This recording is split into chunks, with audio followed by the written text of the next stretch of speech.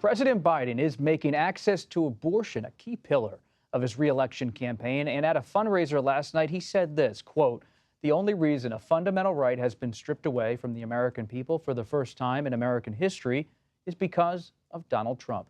Those sharp critiques, though, are not keeping former President Trump from sharing his own position on the issue. Here's a new ad. He's running in Iowa. Trump-nominated conservative judges, leading to Roe v. Wade being overturned and returned to the states. Help make America great again. Caucus for President Trump on January 15th. Joining us now, CBS News campaign reporter Olivia Rinaldi and CBS News immigration reporter Camilo Montoya-Galvez. Thank you so much for being here at the table with America Decides. We'll begin with abortion. We just heard from former President Trump and President Biden in their respective remarks. Is this issue front and center on the campaign trail when you're covering the Republican race?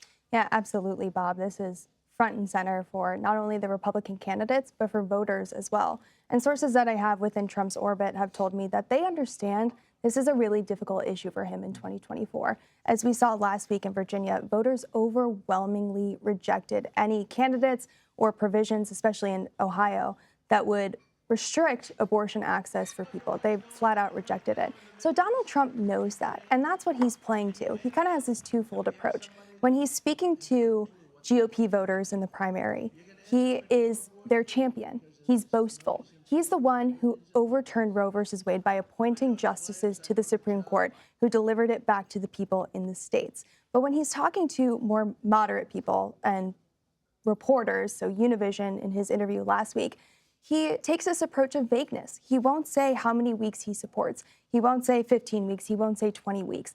And it's that vagueness that really scares Democrats and scares Joe Biden. You heard last night what he said about abortion and that Donald Trump is the person who brought it back to the states. He sees that as a winning issue for him in 2024. It's interesting because he knows perhaps that it's driving out so much turnout for the Democrats, bringing out some non-voters for the Democrats. And speaking of issues that drives turnout, immigration has always been one, especially for former President Trump, in terms of getting working voters to get behind his past campaigns.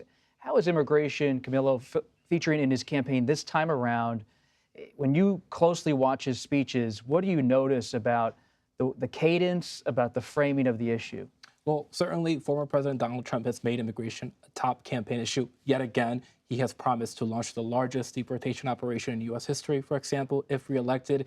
He has promised to implement ideological screenings for new immigrants, to deny birthright citizenship to the American-born children of unauthorized immigrants. And he has also refused to rule out reinstating that infamous family separation policy along the U.S.-Mexico border. So it has been a prominent theme again in his campaign. But President Biden's campaign team is telling us now that they see an opportunity here to portray these proposals as draconian, extreme, and radical. And they believe this effort to highlight these proposals, including the mass deportations, will allow them to create some ground here to go on the offensive on this issue, which many perceive to be a political challenge for President Biden due to the record levels of migration along the U.S.-Mexico border and the record numbers of illegal crossings there.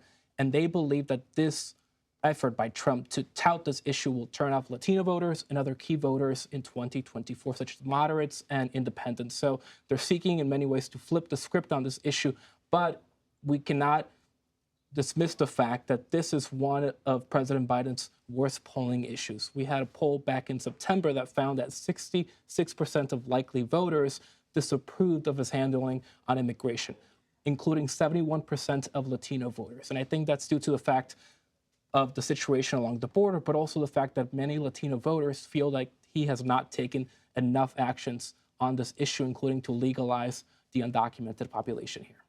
So just in the final minute or two here, when you look at the issue of abortion, speaking of the word script, after what happened in Virginia, you've covered Virginia so much, are Republicans going to start talking less about this on the campaign trail? Have you noticed anything with some of the other candidates beyond Trump? It'll be interesting to see if they cover it more going forward. It is a losing issue for them, though, and Biden has seized on that. And they also think it drives turnout on their own side. They do. They really do. That's why some of these evangelicals are saying, keep talking about it. Right. And they don't like when Trump doesn't talk about it. No, they don't like when he doesn't talk about it, and they've pushed him, and sources I've spoken to have said that they've pushed him privately to really define where he is on this issue. You know, Governor DeSantis proudly talks about his 6-week abortion ban, or at least did until he realized that it wasn't really playing that well with some voters. So then he backtracked and said, well, you know, I could be for a 15-week federal ban. There's movement on both of them. I really don't think they know what's going to get voters to turn out, or they know where, you know, the electorate kind of feels that they're standing on this issue. So I think that will be something we'll be tracking in the coming weeks and months ahead in the primaries. We certainly will. And on immigration, what should we be tracking?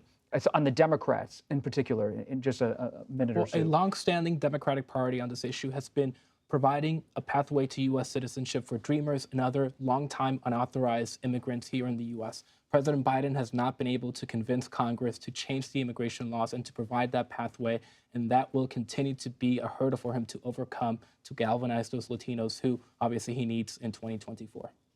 Olivia Rinaldi, Camilo Montoya-Galvez, we really appreciate you stopping by America Decides.